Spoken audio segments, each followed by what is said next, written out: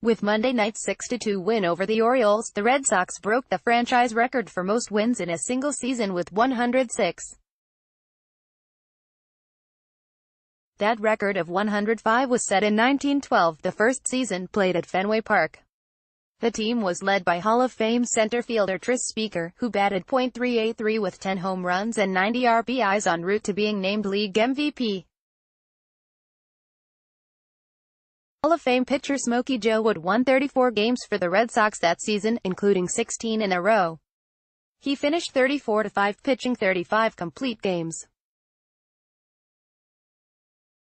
How the Globe covered it. On the day of the last game of the regular season, the Globe was already looking ahead to the World Series, as the Red Sox had already clinched the pennant and were set to face the New York Giants.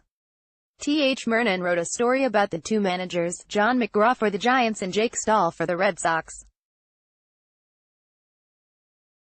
Murnan's description of McGraw suggests that he could have been the subject of a Dos Equis commercial. While cool and cunning as a fox, this Napoleon of the game is sure to get out of a ball team all that there is in it when under fire.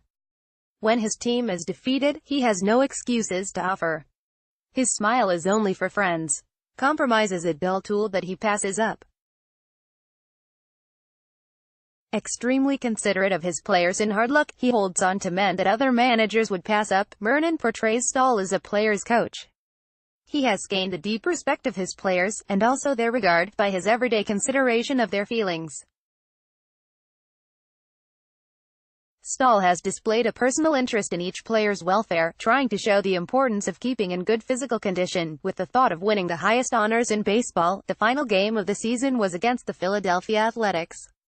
Manager Connie Mack was rolling out Chief Bender, Jack Coombs and Eddie Plank to each pitch 3 innings. The three hurlers had combined to go 60-16, with 58 complete games. But Plank, who went 26-6 that season, did not pitch in the game, and Boardwalk Brown got the call instead. The Sox scored once off Brown in the 6th and added 2 more off Coombs in the 8th. That was more than enough for Buck O'Brien, who pitched 9 scoreless innings to improve to 20-13 and give the Red Sox a 3-0 win. The next day, Murnan's story previewing the series was headlined, "Giants Not So Good As in 1911, writing that McGraw must have hustled to keep them in first, and that the team had slowed up a lot. He did not, however, call them tomato cans.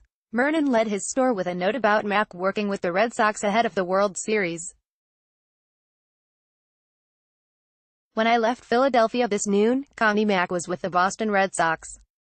Mr. Mack and his Athletics have coached the Boston men and given them their best advice after having played the Giants 6 games last fall. This may help some, but how much it's hard to say. He at least shows a loyal American spirit, and this is a good thing for baseball." The Globe also promised the World Series from every angle, touting not only its coverage from Murnan and cartoonist Wallace Goldsmith, but also Detroit Tigers coach Hugh A. Jennings, Speaker and Wood, along with Jeff Tesreau and Hall of Famer Christy Mathewson of the Giants. The Red Sox went on to win the World Series, capturing their second title in 8 games. Game 2 ended in a tie after the game was called for darkness. Before the series started, both teams were allowed to take an afternoon off to visit the grave of Henry Chadwick, considered to be the father of baseball, in Brooklyn. Chadwick was credited with creating box scores and coming up with K as an abbreviation for a strikeout. He had passed away 4 years earlier in April of 1908, and a tradition had been born where decorations were placed on his birthday, October 5, at his burial spot. "That's one tradition I'd like to see revived." Close the biggest headlines, delivered to your inbox. Get news as it happens.